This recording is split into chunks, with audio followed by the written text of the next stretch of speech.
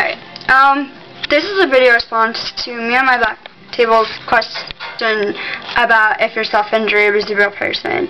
I'm going to answer this in regards to all my mental health problems. If my mental health problems were a person, she would be extremely clingy.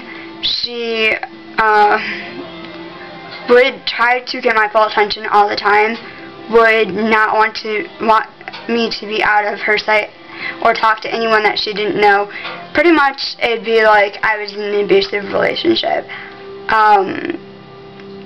And I would be pretty much powerless to avoid listening to and obeying her commands. I would struggle and try to rebel, but it would be futile, and I'd either do that or I would just give in and just say, okay, I give up, my life is in your hands, I will do what you want when you want, and pretty much be a subservient child, and just give up my free will. But I would not like it, and I would hate her with all of my being, all the time, even when I was just giving in and saying what she wanted to hear and doing what she wanted me to do just to try to keep the peace. I would not be happy at all.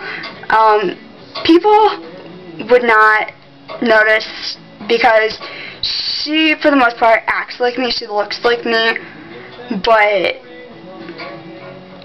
I think that she would be a lot meaner and a lot bitchier and controlling and not show empathy and not have compassion for other people and just being me all the time.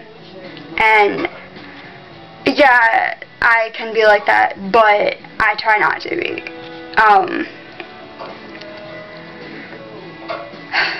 Yeah, I would not have any privacy, any space to just breathe. I would be surrounded by her all of the time, and even when she wasn't necessarily right there, she'd be in the back of my mind, in my peripheral, just waiting, bidding her time until I am weak enough to let her regain power.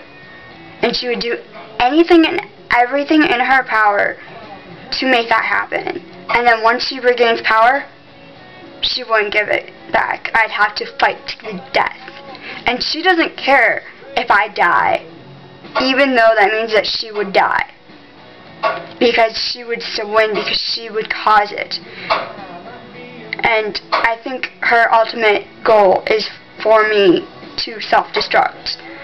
And I'm trying not to, but she's just whispering in my ear all the time what I should do, when I should do it, how I should do it, telling me every single thing that's wrong with me. And believe me, there's a lot of things. I would not have any peace of mind because she has invaded every aspect of my life. And there is no reprieve from her, no matter how hard I try.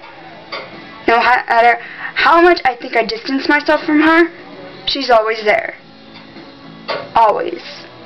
And it's scary. And it really is like an abusive relationship. But there aren't physical marks. There's no actual evidence that she's there necessarily, unless you actually look. But most people just believe the lies that she makes me tell them, that I'm fine, that I'm okay, that maybe I'm just a little bit tired, that I haven't been sleeping well, that if I get more sleep then I'll be better, or that maybe I'm just PMSing and I'm just bitchy because of that. Like, there's nothing actually wrong other than the normal stuff. Except, of course, with her, this is normal. But what I mean by normal is what other people think is normal, because what she makes me do, others or most others would consider extremely, extremely, extremely abnormal. But I don't have the power to fight her and win. And even if I do get a little bit of power back from her, it's not enough. And I'm always vulnerable for her to take it back. And I can never let my guard down, because even if I do for a second, she's right there. She's just waiting and waiting, and she's really patient.